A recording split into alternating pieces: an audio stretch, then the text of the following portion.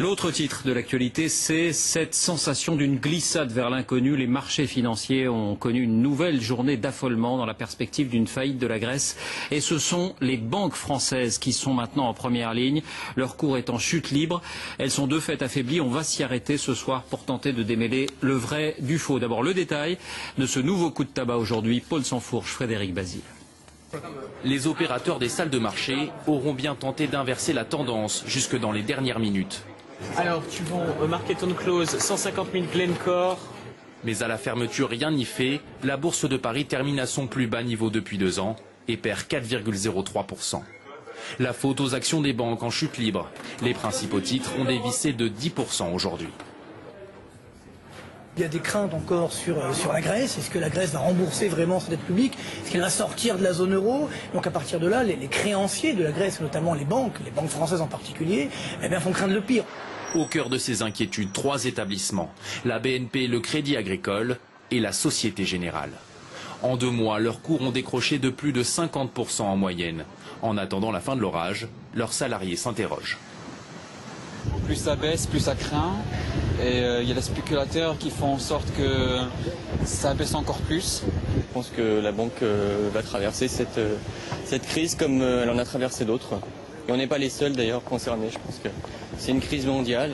Mais les valeurs en bourse de ces banques se sont effondrées. Depuis le 1er juillet, la BNP vaut 31 milliards d'euros de moins, 21 pour la Société Générale et 12 milliards d'euros en moins pour le Crédit Agricole. Et ce n'est pas fini, les 3 banques pourraient voir leur note abaissée par l'agence Moody's dans les prochains jours. Une décision que les banques disent avoir anticipée. Pas sûr que les marchés fassent preuve du même self-control. Voilà, des cours de banque au plus bas depuis une vingtaine d'années. On l'a entendu, elles sont attaquées parce qu'on craint une faillite de la Grèce. Bonsoir Romain Messi, vous nous avez rejoint. En quoi précisément nos banques sont-elles impliquées dans l'économie grecque ? Eh bien tout simplement David, parce qu'elles ont prêté de l'argent à la Grèce, elles ont financé sa dette. Résultat aujourd'hui, la BNP détient dans ses caisses près de 5 milliards d'euros de dette grecque, la Société Générale 2,6 milliards, le Crédit Agricole moins d'1 milliard d'euros. Si la Grèce faisait faillite, eh bien les 3 banques pourraient faire une croix sur une partie de cet argent. Alors bien sûr, ces sommes sont inférieures aux bénéfices, par exemple, que les banques ont pu réaliser l'an dernier. C'est pour cela que le gouvernement affirme qu'elles sont solides et qu'elles vont résister. Alors il y a la Grèce, mais il y a aussi l'Espagne et l'Italie. Sont-elles impliquées également ? C'est tout le problème. Regardez en Italie, la BNP détient cette fois plus de 24 milliards d'euros de dette italienne. Le Crédit Agricole, plus de 10 milliards. Et en Espagne, enfin, ce sont encore plusieurs milliards d'euros de dettes que nos banques ont acheté ces dernières années. Pour résumer, les banques françaises ont prêté beaucoup d'argent à des pays en difficulté et elles ne sont pas sûres de le revoir. Est-ce que c'est plus grave pour nos banques qu'en 2008 ?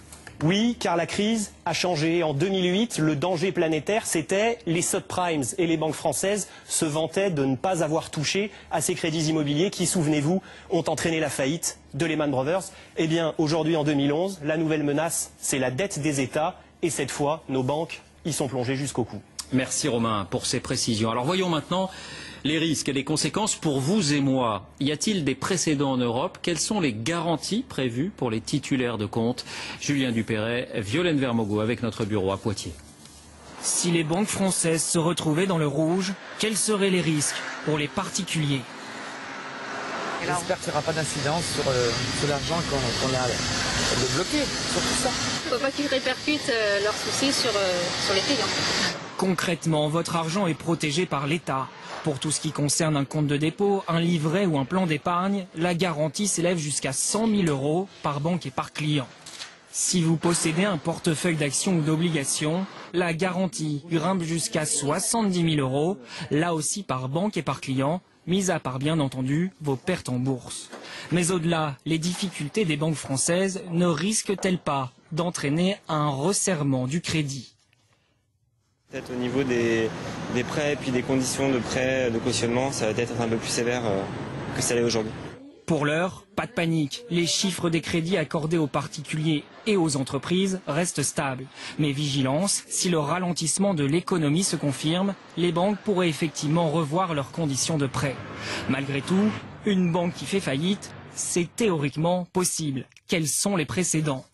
Souvenez-vous, automne 2008 en Islande, une des plus grandes banques fait faillite, la monnaie du pays s'effondre, les clients islandais voient leur traite s'envoler. À la même période en Grande-Bretagne, la crise fait rage. Plusieurs établissements sont au bord du gouffre. Les clients font la queue pour récupérer leur argent. La catastrophe est évitée de justesse quand le gouvernement décide de nationaliser en partie 8 de ses plus grandes banques. Bonsoir François Langlais, merci d'être avec nous. Y a-t-il, d'après vous, un risque que les banques françaises soient emportées par cette crise de la dette, ou bien est-ce qu'on est dans l'irrationalité des marchés et des spéculateurs? Il y a un peu d'irrationalité forcément sur les marchés, c'est le royaume de Panurge, les moutons de Panurge. Du coup, tout le monde fait la même chose au même moment, et ça accélère évidemment les mouvements à la hausse comme à la baisse. Cela dit, les marchés nous disent aussi une vérité qu'il faut entendre, une vérité que les pouvoirs politiques européens jusqu'ici refusent de considérer. La Grèce va faire faillite. C'est quasi sûr. Et les détenteurs de titres grecs, eh bien, ce sont justement les banques. Donc les marchés s'en prennent aux banques en disant ça va faire des trous dans leurs comptes et du coup ça obérera leurs conditions d'exercice. C'est ça, si vous voulez, la difficulté. Alors, sur les banques françaises, on est quand même frappé par le fait que c'est un peu injuste que seules les banques françaises soient mises en cause. Si vous voulez, c'est vrai que la Générale et le Crédit Agricole ont des filiales en Grèce. Pour autant, ce sont des petites filiales. C'est l'ensemble du système bancaire européen qui est concerné par ce problème. Alors, est-ce qu'il faut aider les banques, voire les nationaliser, au moins en partie? Le débat renaît ces derniers jours. On va le faire, sûrement on va le faire. Mais la première chose à faire, c'est d'organiser la faillite de la Grèce. C'est ça qui inquiète les marchés. Dès lors qu'on aura prévu des procédures de façon à rassurer, à donner de la visibilité sur le fait que la Grèce ne rembourse pas 50% de sa dette, par exemple, peut-être 75% de sa dette. C'est des montants à définir dans des négociations. Il faut faire ça absolument. Si vous voulez, c'est comme aller chez le dentiste. Ça fait peur avant, ça fait mal sur le moment, puis après on se dit on aurait dû le faire beaucoup plus tôt. Et parallèlement, bien sûr, il faut travailler à renforcer les banques, c'est certain.